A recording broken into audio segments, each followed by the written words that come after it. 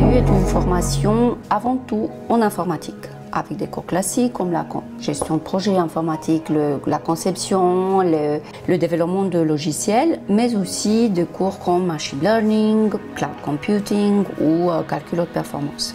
Ce qu'il y a de particulier, c'est qu'il y a un fil conducteur dans la formation, qui est la responsabilisation des élèves par rapport aux différents usages possibles des données dans notre société qui est de plus en plus numérique. Les élèves acquièrent de compétences leur permettant de concevoir et mettre en œuvre des systèmes informatiques, mais dans un contexte de données massives. Ils ont besoin de concevoir la collecte, le traitement, l'analyse et l'utilisation de données pour une exploitation qui est efficace et sécurisée, mais aussi d'assurer la sécurité du transport et de la distribution de données par un choix d'architecture matériel logiciel qui est approprié.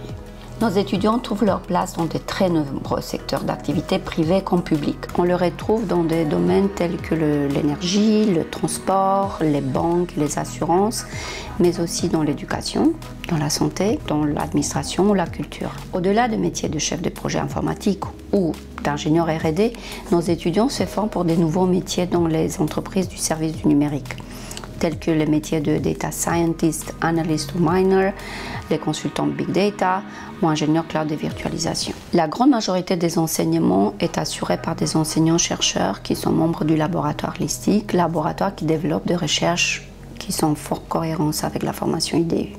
Au-delà du fil conducteur qui est spécifique autour des usages de données, l'organisation pédagogique de la formation donne une place importante aux projets qui sont présents de manière très significative tout au long de leur formation. De plus, pour leur dernière année d'études, les étudiants peuvent opter pour une formation par alternance dans le cadre d'un contrat de professionnalisation d'1 an ou une formation à l'international dans le cadre d'une mobilité qui sera suivie ensuite par un stage ingénieur classique.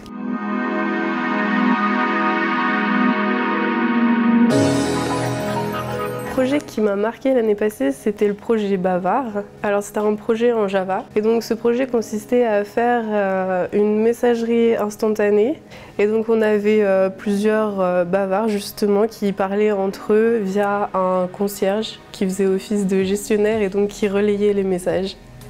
Et j'ai beaucoup aimé ce projet parce que c'est vraiment quelque chose de concret, parce qu'aujourd'hui on utilise tous des messageries instantanées. Ce qui m'a le plus plu et passionné, c'était de partir de pas grand chose et de monter petit à petit ce projet pour arriver à quelque chose d'assez gros, de concret et qui fonctionne surtout.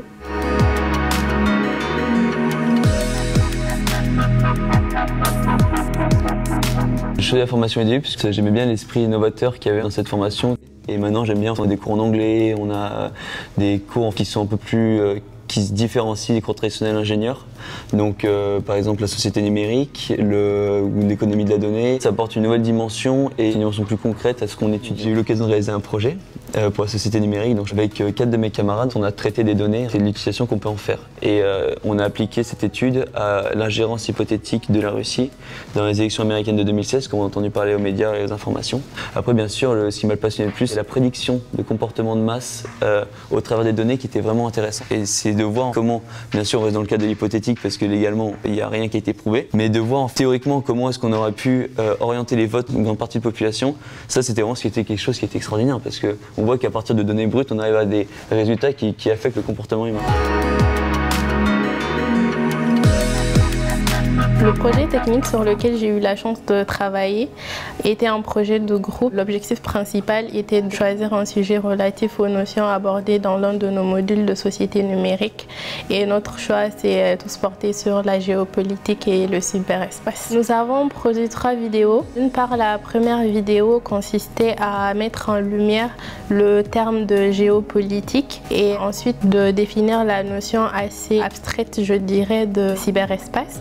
La deuxième vidéo, quant à elle, expliquait ou définissait le fameux Big Data et surtout comment se faisait la collecte des données privées. La troisième vidéo, elle parle du second usage de nos données, c'est-à-dire autre qu'à des fins marketing comme on l'entend le plus souvent parler parce que cela s'étend jusqu'au champ de la politique. Il faut commencer à réfléchir dès maintenant à une utilisation plus responsable de nos données.